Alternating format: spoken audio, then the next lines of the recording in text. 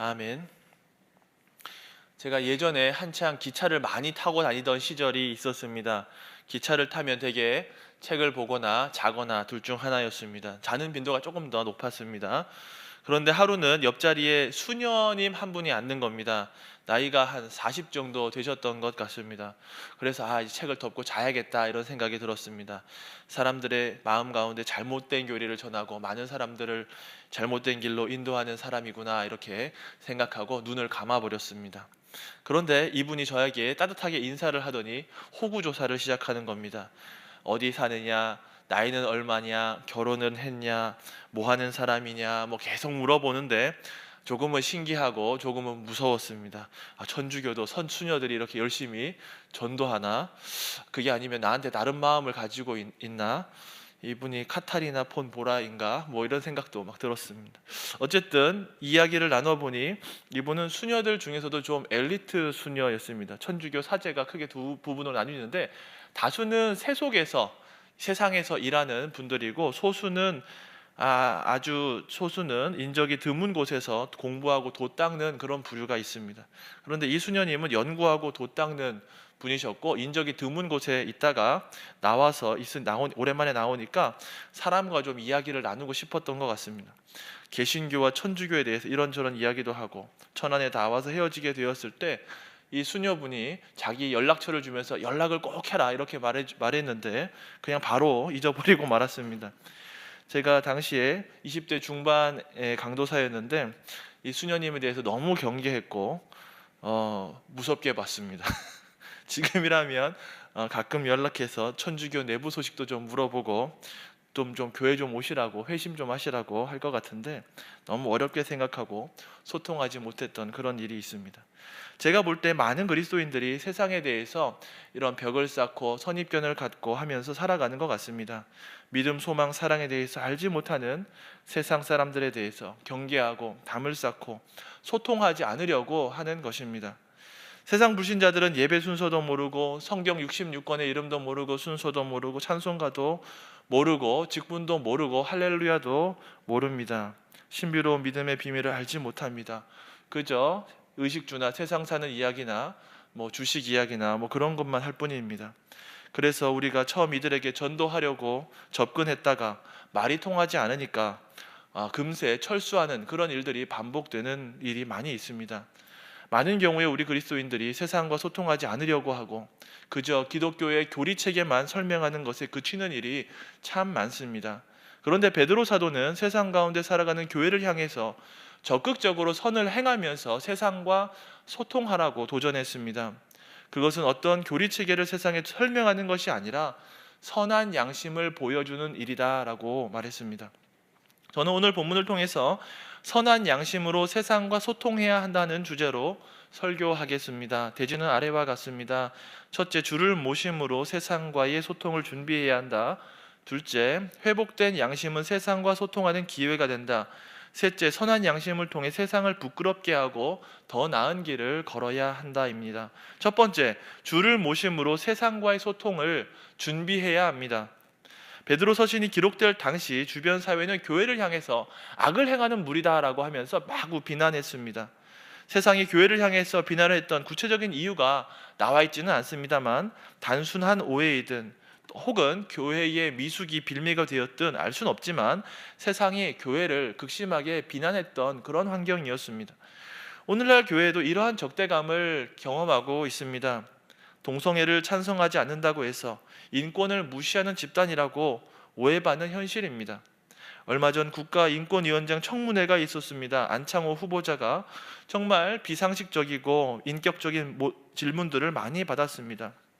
안창호 인권위원장 논란에 대해서 알지 못하는 그런 분들도 계실 수도 있습니다. 간단히 말씀드리면 얼마 전에 안 위원장이 후보자였을 때 청문회에서 자신의 믿음을 인권위원장으로서 소신 있게 말한 일이 있습니다.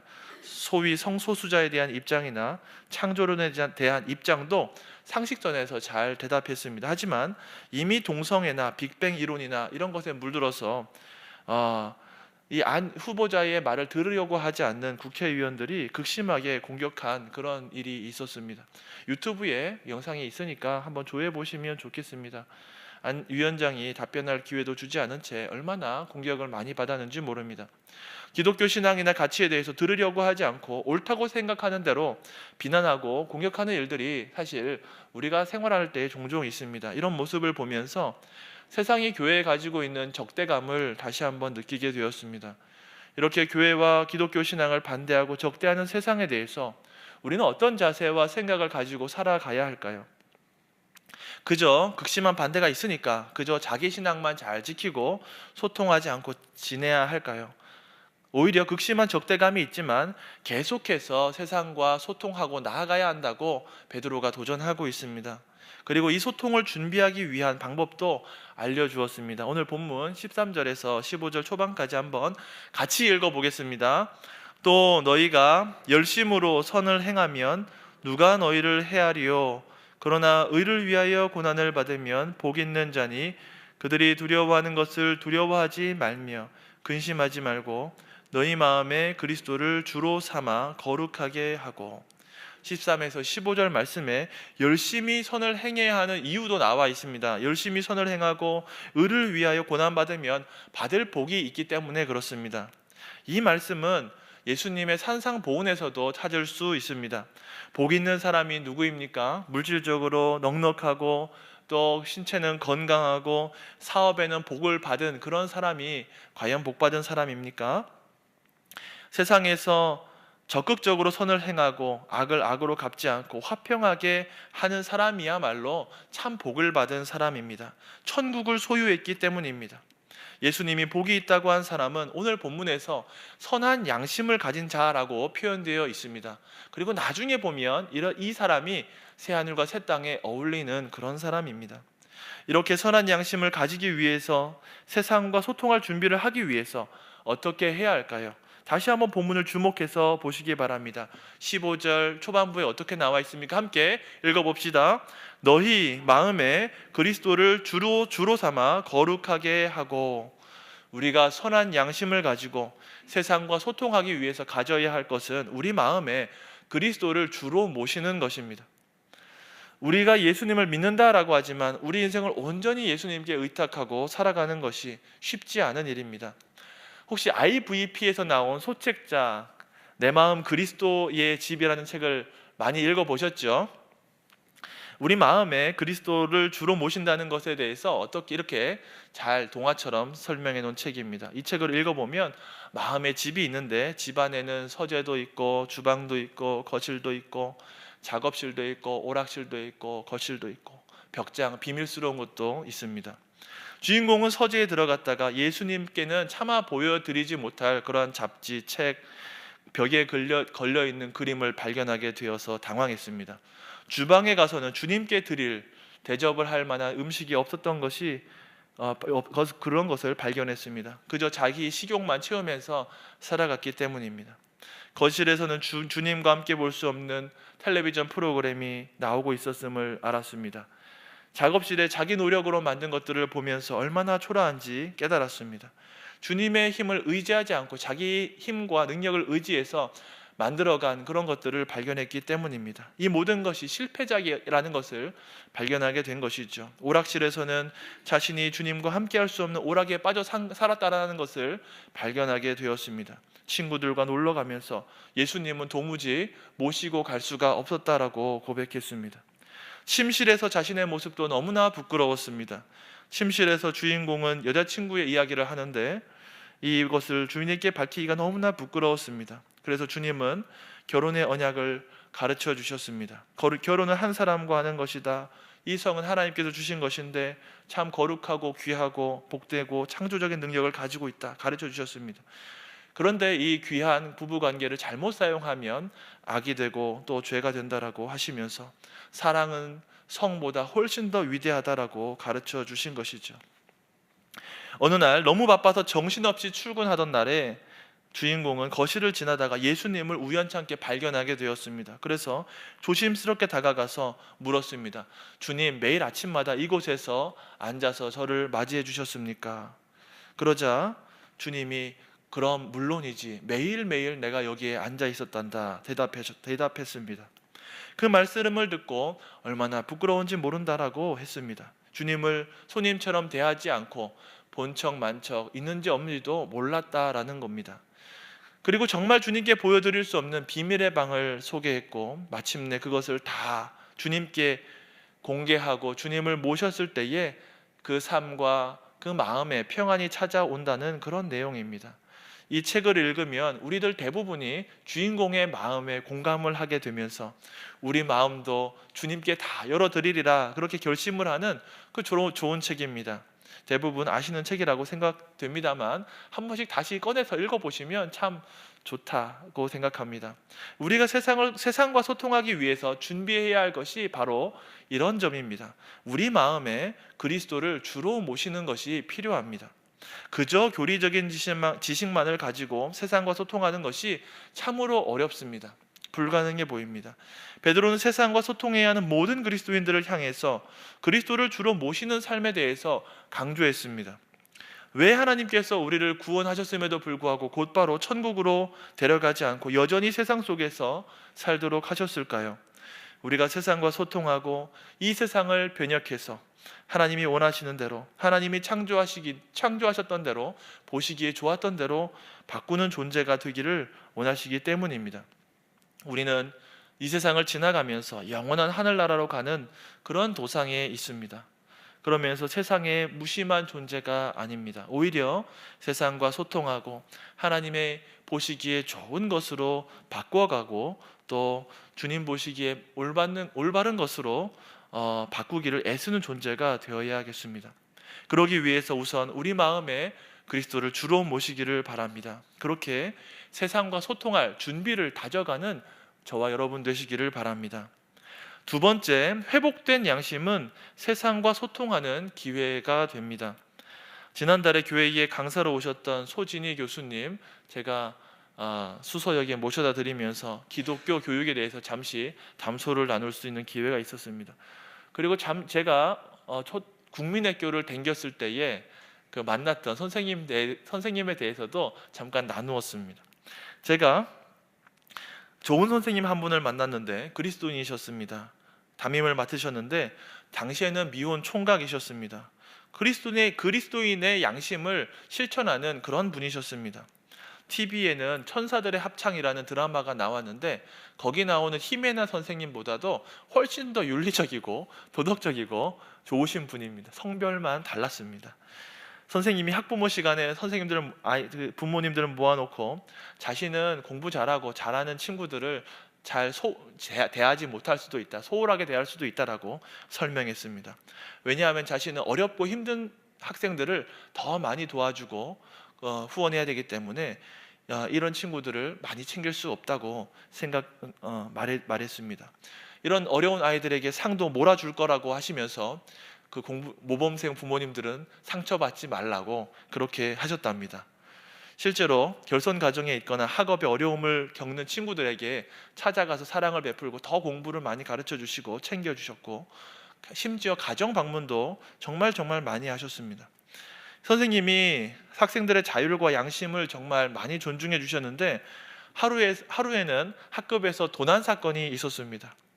그래서 하루 종일 교실에서 단체로 벌을 받았는데 결국에는 이 범인이 나오질 않는 겁니다. 선생님이 매우 괴로워하셨고 그 다음 날에 사직서를 내셨습니다. 본인 신앙 양심으로 더 이상 제자들을 가르칠 수가 없다는 생각에서 괴로워하시고 내린 결정이었습니다. 그리고 이 선생님의 사직서가 오랫동안 수리되지 않았습니다. 학부모님들이 선생님의 마음을 돌리기 위해서 먼 길을 찾아가서 애원하고 또 동료 교사들도 많이 만류했습니다. 선생님이 평소에 기독교 신앙에 대해서 학생들이나 부모님들에게 많이 말씀하지 않으셨지만 그 양심으로 그 삶으로 많이 나타냈기 때문에 많은 사람들이 기독교에 대해서 그 신앙을 존중하고 또 많은 친구들과 가족들을 또 전도했던 그런 기억이 있습니다. 그렇게 좋으셨던 선생님이 제가 신학교에 입학했다는 소식을 들으시고 너무 기뻐했고 그 이듬해에는 암으로 돌아가셨습니다. 하지만 많은 사람들이 선생님의 양심과 삶에 감복했고 죽게 돌아오는 그런 귀한 인생을 사셨습니다. 오늘 본문에서 베드로는 그런 이야기를 하고 있는 것입니다. 15절 후반절부터 16절 초반절까지 한번 읽어봅시다. 너희 속에 있는 소망에 관한 이유를 묻는 자에게는 대답할 것을 항상 준비하되 온유와 두려움으로 하고 선한 양심을 가지라. 우리 마음에 그리스도를 주로 모시고 거룩한 삶을 살아갈 때 선한 양심이 함께 작동하게 됩니다. 주를 모시고 살아가는데 이전과 같은 양심, 이전과 같은 삶의 모습이 나올 수가 없습니다. 전혀 다른 삶이 나오게 됩니다. 주님이 깨끗하게 하셨고 또 새롭게 만든 선한 양심이 있는데 우리의 삶이 변화하지 않을 수가 없는 겁니다. 우리의 삶과는 뗄래야 뗄 수 없는 그런 관계를 가지고 있습니다. 선한 양심이라는 헬라어 에이신 아가센이란 말은 다른 구절에서는 깨끗한 양심, 거리낌이 없는 양심과 같이 번역되었습니다. 모두가 신자의 거룩한 삶, 구별된 삶, 새로운 삶을 표현하는 문맥에서 그렇게 사용되었습니다. 구약 성경 시편 51편에 보면 다윗이 하나님께 기도하면서 자기의 마음을, 정한 마음을 창조해 달라고 했는데 이것을 깨끗한 양심이라고 볼 수가 있습니다. 죄를 용서받을 뿐만 아니라 거듭난 심령, 회복된 양심, 회복된 도덕과 윤리, 새로운 삶을 구한 것입니다. 그래서 오늘 본문 16절에 선한 양심으로 행하라는 말씀이 하나님 나라의 무지한 자들에게 소통하는 방법이 됩니다. 비록 불신자라고 할지라도 하나님의 형상으로 지음받은 존재이기 때문에 희미한 양심이 남아있기 마련입니다. 불신자라고 할지라도 나름대로 선악을 구별하며 살아가는 영적인 존재입니다. 교회와 세상이 소통할 때 무엇으로 소통해야 할까요? 오늘 말씀처럼 선한 양심으로 소통할 수가 있습니다. 세상은 그리스도인들의 신앙 생활에 대해서 관심을 가지지 않습니다. 이 그리스도인들이 예배 시간에 가서 졸았는지, 예배를 잘 드렸는지 관심이 없습니다. 찬양대 특송을 잘했는지 못했는지, 설교 주제가 어땠는지, 칭의로는 무엇이고 성화로는 무엇인지 전혀 관심이 없습니다. 그러나 세상이 관심 있고 지켜보는 것은 그 사람의 양심입니다. 그리스도인의 삶입니다. 양심이라는 헬라어 단어 슈네이데신이라는 이 단어 자체가 함께 의식하는 바라는 뜻입니다. 함께 공유하는 바. 하나님과도 공유하고 있고 세상과도 공유하고 있는 그런 삶의 잣대가 된다는 말입니다. 세상에서는 삼위일체나 천국이나 소망에 대해서 말하지 않지만 양심에 대해서는 말하고 양심에 대해서는 민감한 것이 사실입니다. 그래서 어떤 사람은 불신자이지만 아주 양심적으로 살려고 하는 사람들도 있습니다. 우리가 칼빈주의 신학에서 말하는 전적 타락에 대해서 들어보셨을 것입니다. 그런데 오해하지 마시기를 바랍니다. 여기서 사람이 전적으로 타락했다라는 것은 사람의 전체 모든 부분에서 그 범위에서 하나님의 의에 이르지 못했다라는 말입니다. 그 정도에 있어서 모두가 극심하게 타락했다라는 그런 의미가 아닙니다. 예수님께서는 마음의 음욕을 품는 것도 간음이라고 하셨습니다. 그렇다고 해서 실제로 간음죄를 짓는 것과 마음의 간음죄를 짓는 것이 같다라고 할 수는 없는 일입니다. 마음에 미움이 있다고 해서 실제로 살인을 저지른 사람과 같은 죄를 지었다고 볼 수가 없습니다. 그 죄에는 정도가 있다라는 그런 말입니다. 세상에서도 법과 질서가 있습니다. 사람들이 나름대로 만든 법과 질서 속에서 사람들이 가지고 있는 양심의 수준이 드러납니다. 그런데 세상 사람들이 가지고 있는 양심은 최소한을 지향합니다. 최소한 무엇은 하지 말아야 한다라는 그런 법조항들로 세상 법이 꾸려져 있습니다. 그래서 최소를 지향하는 법을 따르지 않았을 때 양심 없다라는 소리를 듣게 되고 사회적인 지탄을 받고 또 처벌의 대상이 될 수 있습니다. 그렇게 최소한을 지향하는 법이기 때문에 법조문의 양이 상당히 많습니다. 하지만 베드로가 말한 선한 양심은 무엇입니까? 앞에서 살펴보았듯이 매사에 마음의 주를 모시고 거룩하게 살아가는 삶을 이끄는 그런 새롭게 창조된 선한 의지입니다. 세상 사람들에게도 양심이 있다고 하지만 죄를 죄로 알지 못하는 일이 많이 있고 최소를 지향하는 타락한 양심입니다. 하지만 선한 양심은 우리 주님이 새롭게 창조하신 것입니다. 더 이상 최소를 지향하지 않고 예수님이 보이신 최대의 사랑, 최대의 양심을 지향합니다. 그래서 그 법조문은 아주 짧습니다. 원수를 사랑하고 자신의 손해도 감수하면서까지 이웃을 사랑하라는 변화된 심령 가운데 존재하는 양심입니다. 그런 선한 양심의 삶을 살아갈 때에 세상은 교회를 향해서 소통을 요구하게 됩니다. 그것을 본문에서 너희 속에 있는 소망에 관한 이유를 묻는다라고 했습니다. 우리가 선한 양심을 가지고 세상을 살아갈 때 세상은 우리에게 소망의 이유에 대해서 물어볼 것입니다. 왜 당신은 멀쩡한 직장에서 퇴사하고 어려운 길을 걷고 있습니까? 어떻게 당신은 결혼도 일찍 하고 애도 그렇게 많이 낳았습니까? 어떻게 교회에서는 이렇게 장애인 복지시설을 적극적으로 운영할 수 있나요? 제가 보니까 광진구에 있는 발달장애인 거의 절반의 인원을 우리 교회에서 감당하고 있는 것을 살펴봤습니다. 어떻게 지역 아이들을 위한 아기 학교를 매주 운영할 수 있나요? 어떻게 지역사회를 위해서 지역사회에 필요가 있다면 교회의 장소도 이렇게 무상으로 매번 제공하실 수가 있나요? 왜 교회가 지구 반대편에 있는 사람들을 위해서 열심히 기도하고 지원하고 사랑을 베푸나요? 이러한 질문 앞에서 우리의 소망의 이유를 대답할 수 있는 준비를 해야 합니다. 그리고 그 가운데 온유함과 두려움이 있어야 한다고 했습니다. 사람들에게 친절하지만 온유하지만 심판하실 하나님에 대해서는 두려움을 가지고 살아가야 한다는 말입니다. 사랑하는 성도 여러분, 세상은 성경과 진리에 대해서 무관심할 수 있습니다. 하지만 양심에 대해서는 관심을 가지고 있습니다. 오늘날에도 여전히 최소한을 지향하는 법과 질서라는 그러한 잣대를 가지고 교회를 바라보고 있습니다. 그런 시대를 살아갈 때 교회가 똑같이 최소한의 법과 질서로 응답하는 것이 아니라 최대한의 양심, 예수님이 보이신 방법으로 다가가야겠습니다. 세상은 마음을 열고 신앙에 대해서, 소망의 이유에 대해서 물어올 것입니다. 바로 그때 천지를 지으신 하나님에 대해서, 우리 구세주 예수님에 대해서 전해 주어야겠습니다. 선한 양심을 가지고 살아가시기를 바랍니다. 그리고 많은 이들이 우리에게 소망의 이유에 대해서 물어볼 때 그 이유에 대해서 잘 설명해 주실 수 있는 여러분들이 되시기를 바랍니다. 셋째, 선한 양심을 통해 세상을 부끄럽게 하고 더 나은 길을 걸어야 합니다. 조선에 이 땅에 복음이 처음 들어왔을 때 복음은 세상을 그야말로 부끄럽게 했습니다. 선교사들이 자신의 목숨을 바쳐가며 복음을 전했을 때 고종황제는 선교사들의 깨끗한 양심을 보고 부끄러워하면서 나라의 운명을 선교사들에게 맡겼습니다.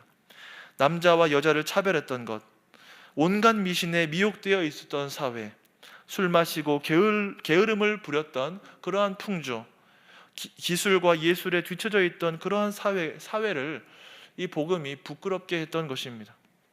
그리고 이 나라와 민족은 복음 때문에 전혀 다른 길을 걷게 되었습니다. 복음이 사회를 선도했고 문화를 이끌었습니다. 그래서 대한민국 입법행정사법부는 교회와 함께 설립이 되었다고 해도 과언이 아닙니다. 그렇다면 오늘날 교회는 여전히 세상을 부끄럽게 하고 있습니까?